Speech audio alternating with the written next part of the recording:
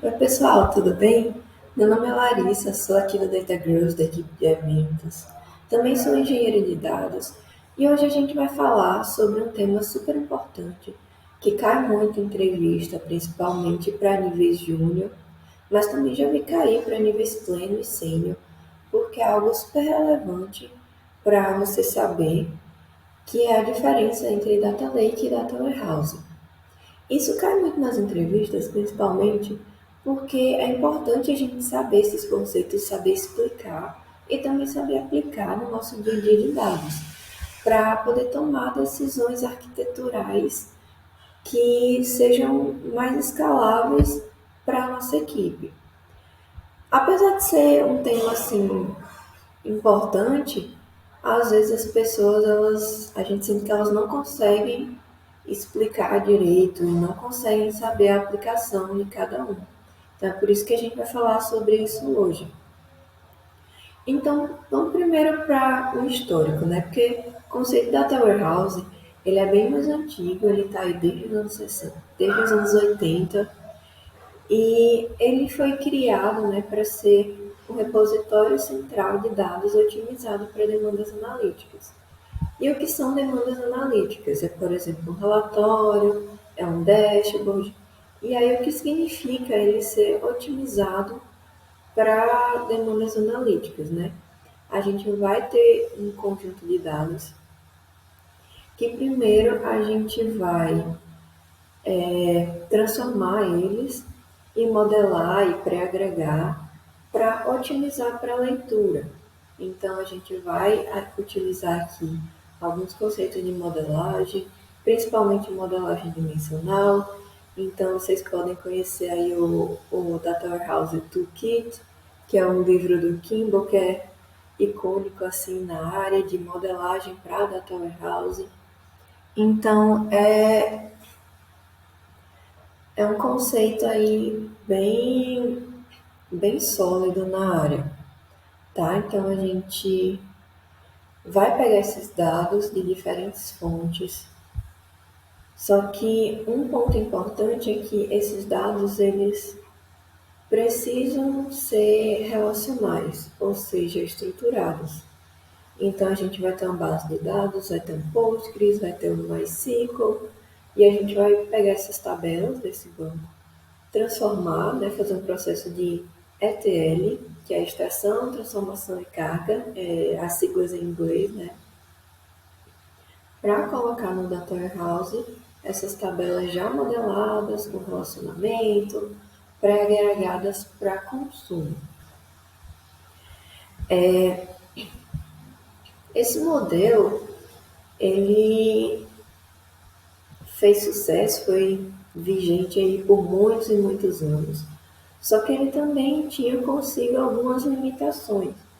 Por exemplo, quando o volume de dados começava a crescer muito, porque a gente tinha uma estrutura que o armazenamento ele estava acoplado com a computação. Então era um pouco difícil quando o armazenamento começava a crescer muito, a solução ficava um pouco, acabava não sendo escalável, né? Então, a gente também tinha um problema que o Data Warehouse ele não lida muito bem com dados não estruturados. O que seriam dados não estruturados? São imagens, vídeos, textos no geral, que acabaram sendo gerados em grande volume, principalmente com a popularização da internet, né? Então, aqui, a gente está o tempo inteiro gerando dados não estruturados. Por exemplo, esse vídeo que você está vendo. Se alguém no futuro quiser fazer uma análise, um modelo de machine learning em cima, o Data Warehouse ele não atendia a essa demanda.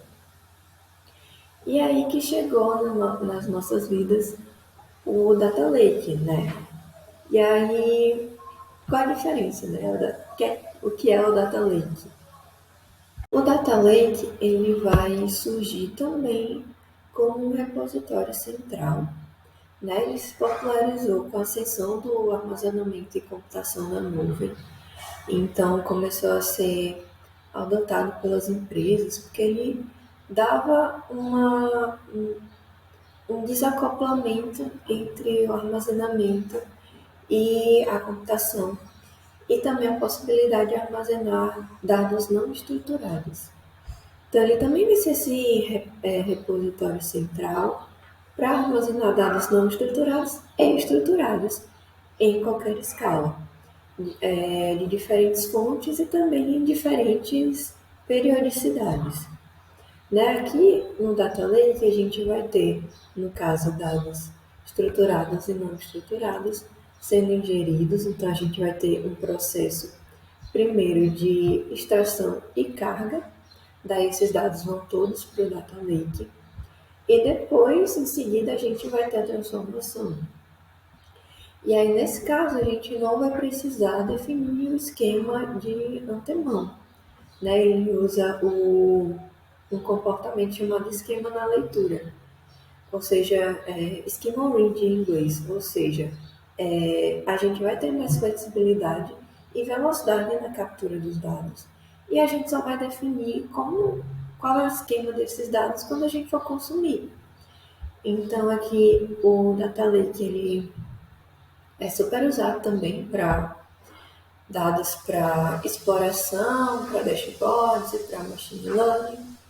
Ele pode ser usado em conjunto com o Data Warehouse, né, para a gente também alcançar essa modelagem.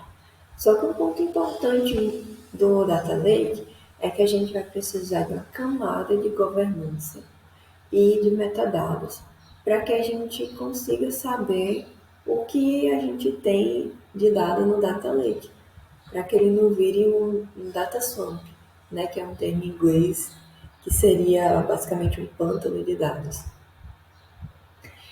E aí, soluções super importantes, super populares de Data Lake por exemplo, o S3 da AWS, o Cloud Storage do Google Cloud e o Azure Data Lake da Azure.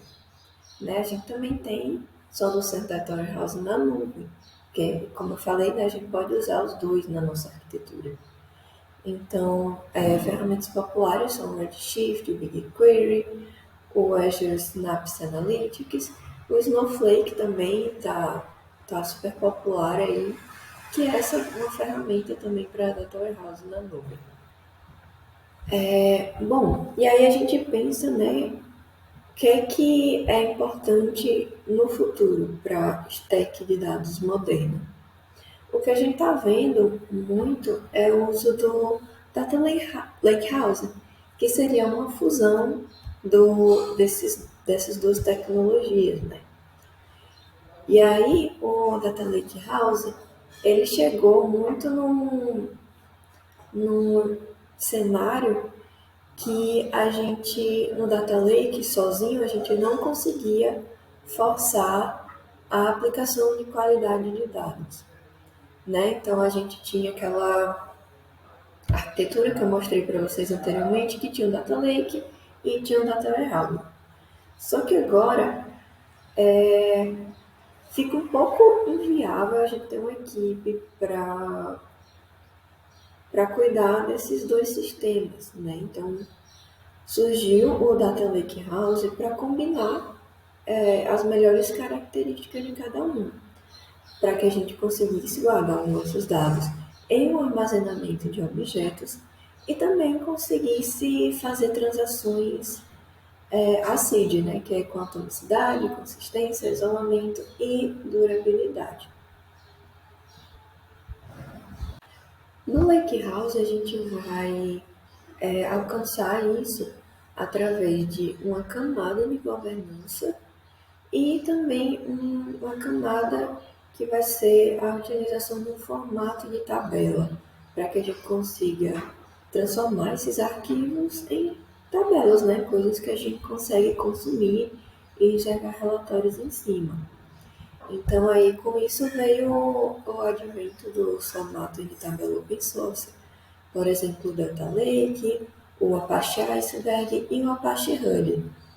Então, a gente garante que esses dados que vão ser ingeridos de diversas fontes, eles vão ser inseridos nas tabelas, atualizados e também deletados sem risco de serem corrompidos. Né? Aí o Lakehouse ele vai nos permitir interagir com esses dados, interagir com o armazenamento e também ter uma camada de governança de metadados, para que a gente consiga ter esse catálogo de dados mesmo e conseguir interagir com eles, né? Ele é usado para diferentes aplicações, desde machine learning até ferramentas de BI. Essa é uma arquitetura que ela é open source, então você pode construir seu lakehouse se você quiser, né? Em algumas empresas é super comum, você pega uma ferramenta de armazenamento, S3, pega um catálogo, pega um formato de tabela e constrói a sua arquitetura. Só que também existem soluções prontas para uso no mercado. É o caso, por exemplo, do Databricks, que foi de onde eu tirei essa figura. Tem o Dremel e o Starbucks também. São boas opções para caso você tenha um time pequeno, enxuto ou sem muita maturidade técnica.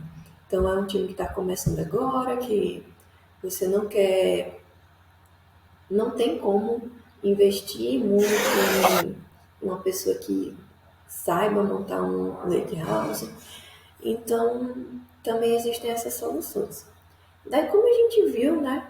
Existem várias soluções, não tem certo nem errado. É possível você ter todas em diferentes projetos. Então, esse vídeo é mais para vocês saberem diferenciar, saberem explicar numa entrevista, saberem tomar decisões arquiteturais aí onde vocês trabalham ou no estudo de vocês, se vocês estão fazendo um projetinho. E é isso, nos sigam aqui no YouTube para próximos vídeos, sigam a gente nas redes sociais. E é isso, um beijo, gente.